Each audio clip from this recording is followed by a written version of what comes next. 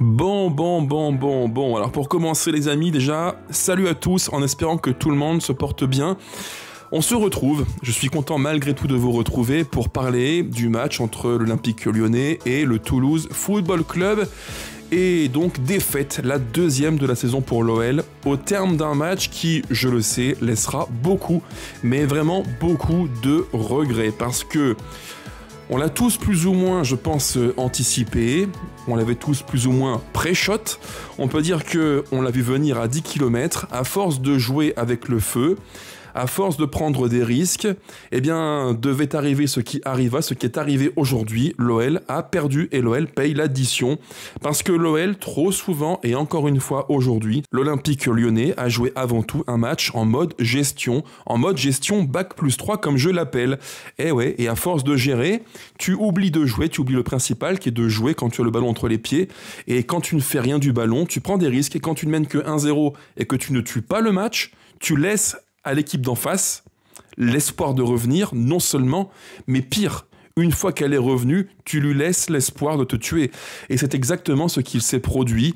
L'OL avait entre les mains un match qui lui tendait les bras, et si on rejoue le match 10 fois, je pense qu'on le gagne 7 fois, en restant sérieux, mais malheureusement, aujourd'hui, eh bien, le match penche du mauvais côté, parce que voilà, l'OL est trop calculateur, l'OL est trop dans la préservation du score et l'OL oublie de jouer. C'est dommage parce que c'est des points qui sont perdus bêtement en fait. Et même si je le sais, vous me le direz en commentaire, Mika, faut pas être trop dur, trop exigeant et trop perfectionniste, c'est vrai. Restons nuancés et je le dis en préambule, je ne ferai pas un débrief à charge en dézinguant à tort et à travers tout le monde. C'est pas le but.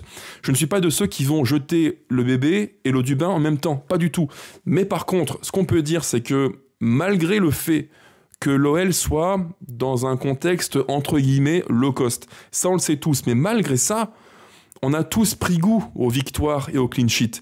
Et je pense qu'avant le match, si on sonde, si on interroge 100 fans de l'OL, sur les 100, il y en a à mon avis 90, 95 qui disent « Victoire aujourd'hui, victoire, on va gagner, c'est obligé ». Et l'entame de match nous donne raison. Alors ça, on en reparlera après.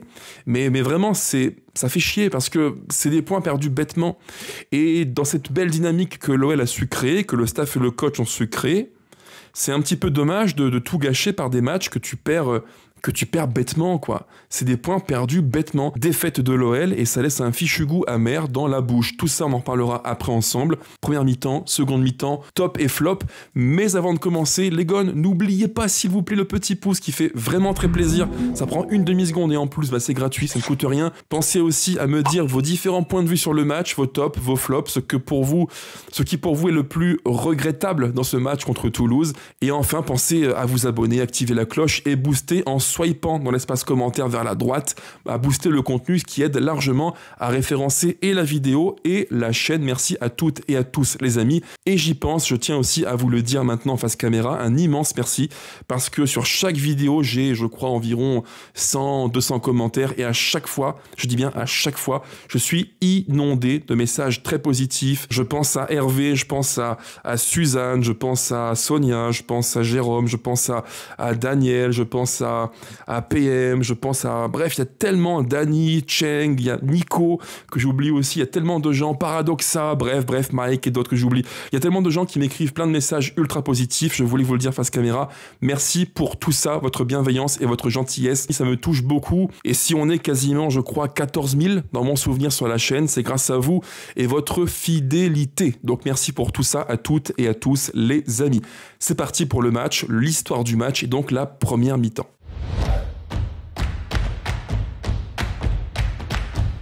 Alors avant de commencer, reprenons un petit peu les compos du match avec une compo qu'on connaît bien maintenant, que Fonseca a remis en place, le 4-2-3-1 version numéro 9 avec donc Okaj, Dominique Graif. On avait aussi le back four, les 4 de derrière qui sont donc de droite à gauche, Maitland-Niles, Mata, Niakate, Tagliafico. Le milieu de terrain pivot double avec Morton plus Tessman. Un petit peu plus haut Tolisso, en théorie, dans le 4-2-3-1 théorique, comme toujours. Et devant, une ligne de 3, de gauche à droite, Fofana, Martin Satriano et à droite, Adam Karabets. Alors ça, c'est le 4-2-3-1. Dans l'animation, on a vu plus ou moins ce que je vous mets à l'écran. On a vu, je dirais, deux ou trois schéma d'animation assez frappant aujourd'hui. On a eu tout d'abord le 3-4-2-1 avec Satriano en pointe et deux joueurs très très proches de lui en soutien, Karabets plutôt intérieur et Malik également par séquence. Et on a aussi eu une animation variante avec Maitland-Niles qui venait prendre un peu plus l'axe dans le cœur du jeu, avec quasiment le quatrième sommet du carré par moment, et Adam Karabets qui venait faire le playmaker côté droit. Ça, c'est en gros les 2-3 animations qu'on a vues durant tout le match, ou en tout cas une bonne partie du match, pour l'Olympique lyonnais. Et en face, Toulouse, qui est venu qu'un schéma classique, une équipe qui, je pense, en Ligue 1, mérite mieux que ce qu'elle n'a au classement, parce qu'il y a des bons joueurs, entre Magri, Gbo, Caceres dans le cœur du jeu, Cresswell, bref, il y a beaucoup de bons profils côté Toulouse, ça c'est même pas une question pour moi, et je pense qu'ils méritent mieux que ce qu'ils le font actuellement en Ligue 1. Alors maintenant, venons-en à l'histoire du match. Qu'est-ce que l'on peut dire ? On peut dire que l'entame de match, du coup d'envoi jusque, je dirais, quasiment à la demi-heure de jeu, on voit un OL qui est plutôt bien. Moi, quand j'ai vu l'entame de match, les Gones, je me suis dit, bah ok, c'est bien, très bien. On a quasiment tous les signaux au vert, la possession, on est relativement haut dans le cœur du jeu, bloc donc plutôt médian, voire haut, on est installé, on se crée des occasions. Je rappelle qu'en l'espace de 10 minutes, dès la 5e, je crois, on a une occasion où Malik est décalé dans l'axe par Karabets qui fait une incursion de droite vers la gauche, son pied gauche subtil, un crochet, deux crochets, il passe à Malik qui frappe du gauche au-dessus des cages de Guillaume Rest. C'est la première vraie situation en attaque placée pour l'OL au cours du match, et quelques secondes après, rebelote, mais ce coup-ci pas de façon placée, plus en transition, avec Tolisso qui est dans le demi-espace gauche entre les lignes et qui va trouver sur une passe profondeur Malik Fofana qui va prendre l'espace, course verticale, projection, frappe du gauche qui passe à ça des cages de Rest. D'ailleurs, je tiens à vous le dire, sur l'action de Malik, la frappe dont je parle maintenant, pour moi, il y a penalty. Il est poussé. Moi, il faut qu'on m'explique pourquoi on a la VAR. On a la VAR qui est l'outil qui doit a priori aider l'arbitre. L'arbitre qui, je le rappelle, est un être humain et qui n'est pas infaillible. La VAR est là pour ça, pour corriger des choix qui peuvent paraître dans l'erreur. Donc là, ça a été vu, ça a été checké. On a un Toulousain, je crois de mémoire Sidibé, qui pousse littéralement d'une main Malik, qui frappe en déséquilibre. Et comme vous le savez les Gones, tous ceux qui ont joué au foot sauront de quoi je parle. Quand tu veux frapper et qu'on te pousse, même si c'est léger, très très léger, tu es déséquilibré. Quand tu cours à 31, 32, 33, 34, 35 km/h comme Malik, le plus petit des micro-gestes va te déséquilibrer et c'est fini en fait. Et l'action, c'est une honte. Pour moi, c'est penalty. C'est penalty. Il y a poussette dans les 16 mètres, tu empêches Malik de tirer correctement, c'est péno, point barre. Et d'ailleurs, le pire, c'est qu'en seconde mi-temps, on a un de nos joueurs qui, je crois que c'est Karabets qui fait une action semblable, mais côté toulousain, qui pousse légèrement, je crois Kamandi dans sa course, et là, l'arbitre dit faute. Faut qu'on m'explique pourquoi en phase offensive, c'est faute, et pourquoi en phase défensive, ça ne l'est pas. Là, je ne pige pas, c'est une incohérence complète. Faut qu'on m'explique. Moi, la VAR, voilà, l'outil qui devrait en théorie aider l'arbitre à prendre les meilleures décisions possibles. Ça intervient quand en fait ? À quel moment et pourquoi ? Quelle utilité ? Là encore, je n'arrive pas à comprendre. Vous me le direz en commentaire. Est-ce que oui ou non, je me trompe ? Mais pour moi, c'était vraiment une action qui était litigieuse et qui aurait même dû, je pense, amener à un penalty pour l'OL. Alors, on continue le match. On reprend le fil des 45 premières minutes. L'OL joue bien. L'OL joue un foot qui est varié, transition, attaque placée, et le 1-0 arrive de manière presque naturelle, au terme d'une action qui vraiment les Gones. Alors je n'ai pas les droits TV de la Ligue 1 malheureusement, sinon je vais me faire striker par YouTube, ce qui est fort dommageable, mais vraiment l'action du but, ceux qui ne l'ont pas vu, il faut impérativement voir ça, c'est magnifique. C'est, je pense, le but du début de saison, une séquence de jeu où on construit dans nos 16 mètres et sur 4, 5, 6 passes, on parvient à créer un décalage, appui, remise, attaque de l'espace, centre, précision, frappe, but de Malik, 1-0 pour l'OL. Ce but, il est juste magnifique. Vraiment un très très très joli but de l'OL qui montre encore une fois que dans l'animation, dans les principes de jeu, quand l'OL joue, quand l'OL a les moyens de jouer, et j'insiste bien sur le terme moyen, on aura après un petit débat ensemble les gones, quand l'OL peut pratiquer ce football-là, qu'est-ce que c'est beau. Et là, je pense que tout le monde se dit, et vous et moi, que le match va bien se goupiller pour l'OL, qu'on va enchaîner, et qu'il faudrait le plus vite possible mettre ce fameux deuxième but. Il faut breaker, il faut tuer l'adversaire quand tu le peux. Et malheureusement, ça c'est le problème de l'OL, c'est son péché terrible, c'est que depuis maintenant trop longtemps, depuis le début de saison, l'OL mène souvent 1-0, mais l'OL ne parvient pas à tuer les matchs. Ou quand l'OL le fait, c'est extrêmement tardivement dans le match. Et à force de jouer avec le feu, eh bien, tu finis par te brûler. C'est exactement ce qui s'est produit aujourd'hui.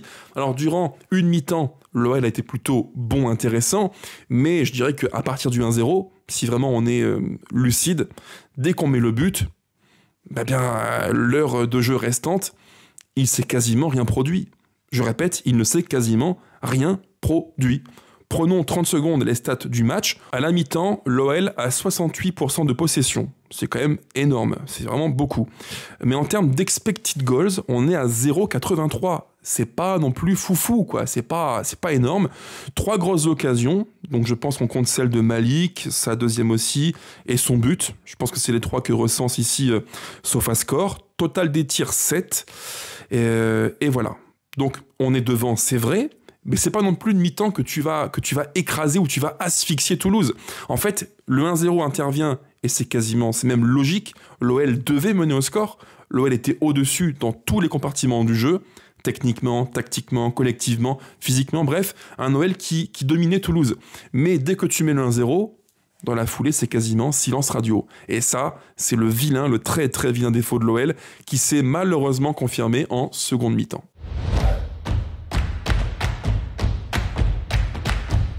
Pendant la mi-temps, j'avais écrit un petit tweet où j'avais dit,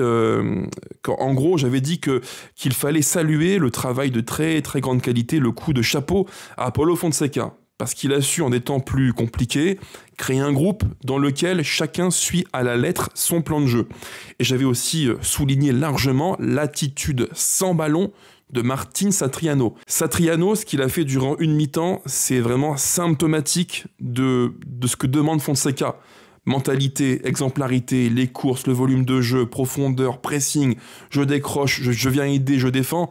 Vraiment, on a vu durant, je dirais, une bonne demi-heure la quintessence du foot de Fonseca. Et en seconde mi-temps, malheureusement, on a retrouvé l'OL qui est en mode gestion. L'OL qui vient sur le terrain avant tout en pensant à gérer, à préserver ce qu'il a entre les mains, plutôt que de continuer à créer.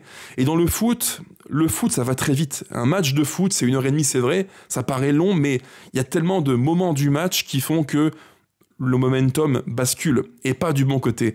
Et là, quand tu rentres en seconde mi-temps, que tu viens en voulant gérer, préserver l'avantage au score, le 1-0, le clean sheet, toute cette configuration psychologique à base de on mène 1-0, il faut conserver, faire un clean sheet, je pense que vraiment inconsciemment, tout ça pollue un petit peu les têtes des joueurs qui se disent voilà, on mène 1-0, gagner les matchs 1-0, on sait faire, on va en faire autant, on préserve, on se maintient tranquillement. Voilà, je pense que nos joueurs, ils ont un petit peu trop intégré ce mécanisme-là, le mécanisme du 1-0, qui en fait est un mécanisme pervers parce que quand tu mènes 1-0, inconsciemment, tu te dis, on sait faire, on sait gérer, on sait entrer en mode gestion.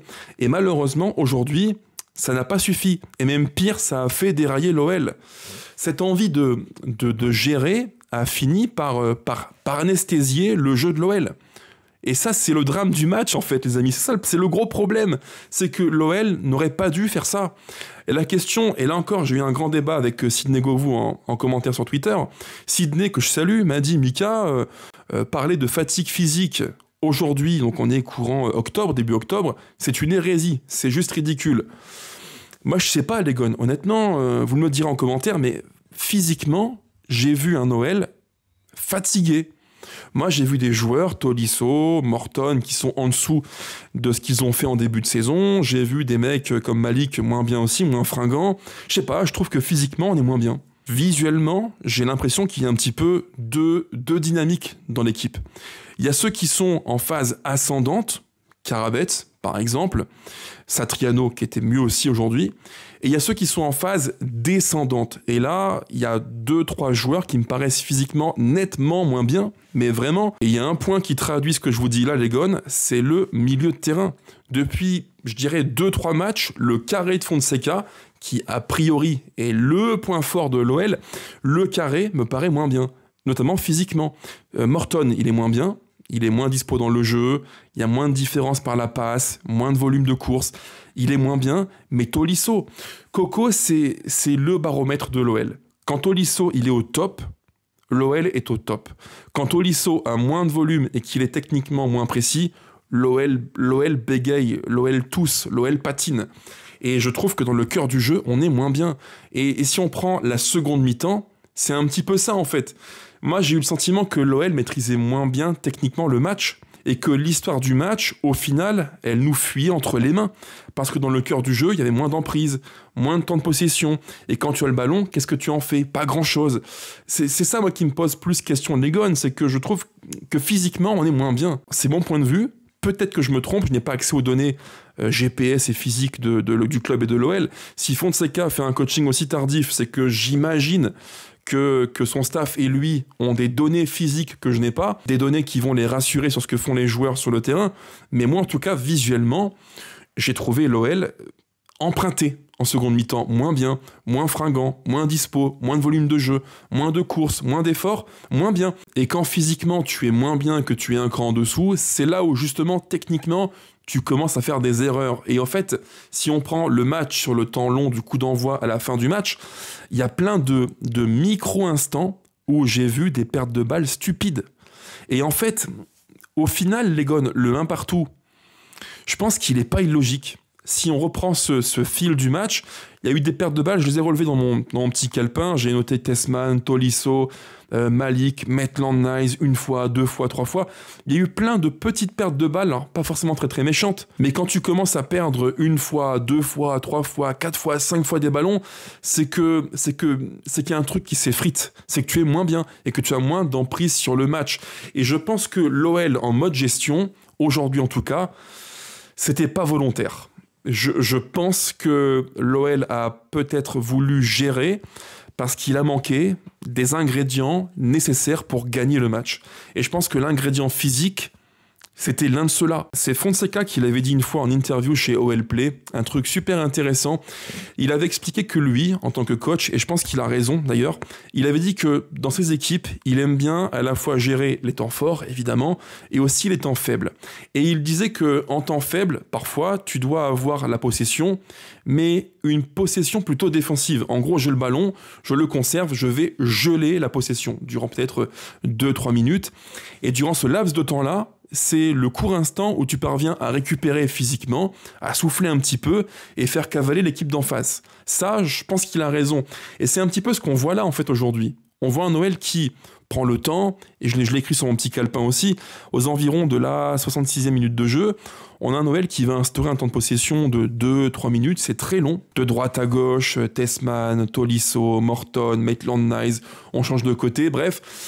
Temps de possession vraiment un petit peu stérile, oui, mais qui est vraiment utile pour contrôler le tempo du match. Ça, on l'a fait durant, je dirais, 2-3 moments en seconde mi-temps. C'est pas déconnant en soi. La possession pour contrôler ce qu'il se passe, c'est intéressant, mais, parce qu'il y a un énorme mais, quand tu commences à ne faire que ça, c'est-à-dire que tu gères, j'ai le ballon mais j'en fais rien de bien, j'ai le ballon mais je ne crée rien, j'ai la possession mais concrètement j'ai pas d'occasion. Quand tu ne fais plus que ça dans un match, c'est pas assez, c'est plus suffisant. Alors si tu mènes 2-3-0, bah ok ça passe, mais quand il n'y a que 1-0, c'est pas assez. Et je pense que là on est puni pour ça, on est puni pour un excès de contrôle, un excès de gestion, malheureusement. Et ce qui devait se produire arriva. C'est un petit peu l'histoire du match. Le 1 partout, alors on est à la 85e minute de jeu, et le match bascule en 10 minutes. Une erreur, une de plus de Maitland-Niles qui perd un ballon stupide, mais vraiment stupide à droite. Il peut la mettre devant, envoyer un parpaing, qu'est-ce qu'il fait? Demi-tour, passe du gauche moisi entre deux Toulousains qui ferment la ligne de passe, récupération. Dans la foulée, il perd son duel défensif.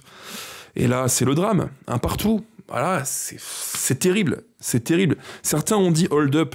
Moi, je pense pas, les gones. Je pense pas du tout. Le 1 partout, je trouve qu'il est logique. Parce qu'en fait, l'OL a cessé de jouer dès lors qu'il a mis le 1-0. Et il y a plein de micro-attitudes, Maitland-Niles, chapeau, Tessman, et d'autres que j'oublie. Il y a eu des pertes de balles stupides, mais vraiment stupides, qui te pénalisent, qui te foutent en grande galère, et quand tu accumules 1, 2, 3, 4 galères, la 5e, elle est fatale. Un partout, et là, c'est le drame. C'est le drame. C'est le match qui bascule et qui rappelle à quel point, comme souvent je le dis en débrief et qui m'a valu quelques petits commentaires un peu méchants il y a maintenant 2-3 semaines, cet OL-là, il faut l'avoir en tête, n'a pas de marge de manœuvre. Contre qui que ce soit, que tu joues Toulouse, le PSG, Lille, Lens, Marseille, Brest, tu n'auras jamais, je dis bien jamais, de marge de manœuvre. Parce que entre nous et le reste de la Ligue 1, l'écart, il n'est pas immense. Alors oui, tu as une belle animation de jeu, ça joue bien. Le fameux 3-4-2-1 ou le 4-2-4-0 de Fonseca, c'est beau, c'est bien, c'est stimulant à voir jouer. Mais d'un point de vue technique, il n'y a pas un écart de fou. Et Toulouse, Lille, Brest, Lens, Marseille, tout le monde peut créer des problèmes à l'OL. Et je pense que l'excès de gestion vient de ce constat-là. Nos joueurs et le staff savent qu'il n'y a pas un écart de fou entre le reste et nous en Ligue 1. Donc, plus on contrôlera les matchs, plus on maîtrisera les temps faibles. Sauf qu'aujourd'hui, les temps faibles ont été une punition pour nous. Voilà, c'est un petit peu l'histoire du match. Si on prend le momentum de tout le match, on le voit très très clairement. Si on divise en 6 fois 15 minutes, qu'est-ce qu'on peut dire? On peut dire que l'OL, globalement, fait une belle entame de match, avec le but du 1-0 qui arrive assez vite malgré tout. On a un gros temps fort. Et après le 1-0, c'est statu quo. Si on décompose la première mi-temps en 3 fois 15 minutes, on en gagne 2. Et le troisième quart-temps, c'est statu quo, je dirais. En seconde mi-temps, l'OL fait de la gestion. C'est de la gestion basique, il se passe rien. C'est de la gestion restrictive, il se passe rien. J'ai le ballon, j'en fais rien. Et en seconde mi-temps, si on prend les stats, elles font peur. Elles font très très peur, les gars. Regardez-les, je les mets à l'écran. L'OL, c'est 0,19 expected goals en seconde mi-temps. Alors qu'il n'a que 1-0 à domicile. 0 grosse occasion. 6 tirs en seconde mi-temps. Voilà. Que dire de plus si ce n'est que tout est résumé ici. En seconde mi-temps, 0,19 expected goals. Au total du match, on est à 1,02. C'est très peu. Côté Toulouse, ils sont à 0,98 expected goals sur l'ensemble du match. Donc c'est très très serré. Et en seconde mi-temps, il y a 0 grosse occasion pour l'OL. J'ai écouté à la fin du match les différentes déclats, Niakhaté, le coach et tout ce qui va avec. Ils sont surpris. Ils n'ont pas d'explication claire à ça. Pour quelle raison l'OL s'est-il arrêté de jouer dès le 1-0 ? Je ne sais pas. Est-ce une dimension physique ? Moi, je pense que oui. Les matchs s'enchaînent, effectif restreint. Fonseca a grosso modo sous la main, on peut le dire, allez, peut-être 13-14 joueurs, pas plus. On l'a vu, Molébé, très peu de temps de jeu. Alejandro, Peanuts. Voilà, De Carvalho, des petits bouts de match par-ci par-là, et aussi en Europa League contre Salzbourg. Mais pour le reste, c'est un banc qui est très léger. C'est un banc qui est extrêmement léger. Et je pense que l'OL paye actuellement l'enchaînement des matchs. Alors oui, on n'est que début octobre, c'est vrai, mais physiquement, il y a une dimension qu'il faut prendre en considération. L'OL est moins bien, l'OL est moins fringant, parce que l'OL a un style de jeu qui est, comme souvent je le dis en vidéo, un style de jeu qui est extrêmement énergivore. Le style Fonseca, avec le carré dans le cœur du jeu, le pressing, Fofana qui prend l'espace à gauche, Karabets à droite, c'est super énergivore. Ça te pompe beaucoup d'énergie. Il y a beaucoup de courses, de mouvements, d'efforts, de verticalité pour Malik à gauche et Karabets un peu moins à droite, mais quand même, c'est un style qui est ultra énergivore. Et je ne suis pas surpris que l'OL paye l'addition au bout d'une série de 6 matchs depuis la trêve dernière en sélection. C'est pas non plus étonnant, les amis. Enfin, vous me le direz en commentaire, mais je pense que l'argument d'aujourd'hui numéro 1, c'est l'argument physique. Je pense que physiquement, l'OL n'a pas eu les armes pour être bon du début à la fin du match, et malheureusement, on paye l'addition.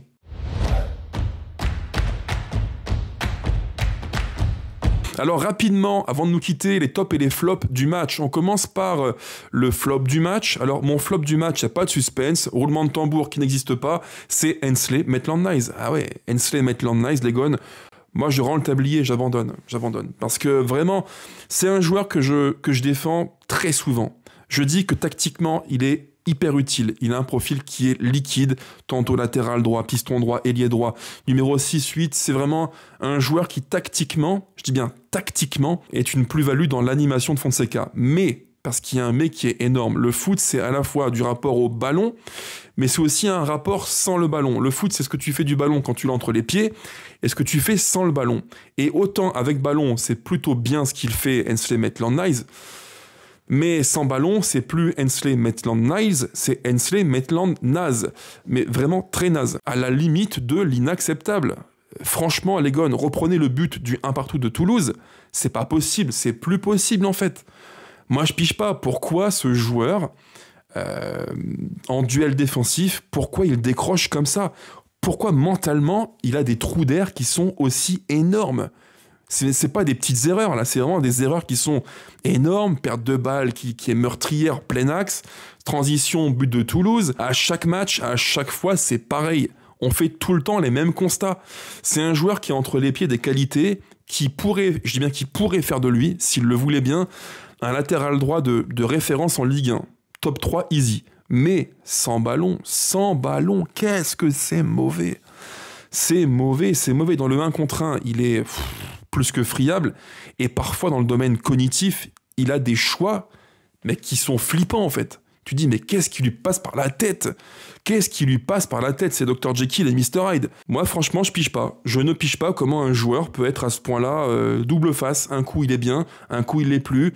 Un coup, il est sérieux, rigoureux. Un coup, il l'est plus. Jour, nuit, éteint, allumé. Mais comment c'est possible, en fait?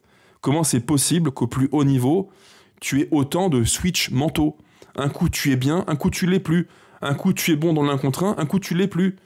C'est pas possible. Et on est en début de Ligue 1, il y a déjà eu au moins 4 matchs faciles, mais je dis faciles, où il aurait pu coûter des points. Et aujourd'hui, contre Toulouse, rebelote, il remet ça. Ça va, Hensley Maitland-Niles, ça va. Jusque quand, en fait? Pas possible, faut arrêter.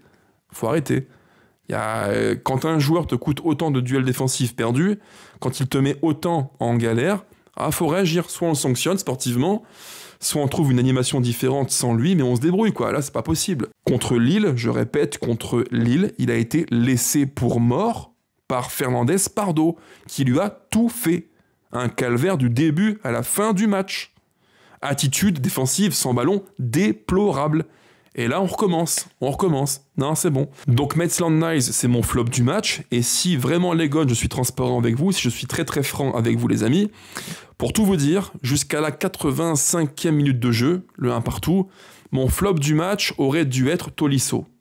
Parce que je trouve qu'il est vraiment très fatigué, très éprouvé physiquement, il est moins bien. Mais à partir du moment où Maitland-Niles fait n'importe quoi et qu'il offre le 1 partout sur un plateau aux Toulousains, non, c'est bon quoi, stop. Donc flop du match, Hensley, Maitland-Niles, et il est grand temps qu'ils se reprennent, parce que là c'est un petit peu flippant pour être très franc avec vous les amis. Alors maintenant, mon top du match, sans grande surprise non plus, je mets à l'honneur ce coup-ci Martin Satriano, l'Uruguayen qui fait un match plein de générosité, des courses, des duels offensifs, défensifs qu'il a gagné, il va au duel, à la tête, entre deux Toulousains, il s'impose physiquement, il remise, passe D pour Malik sur le but du 1-0.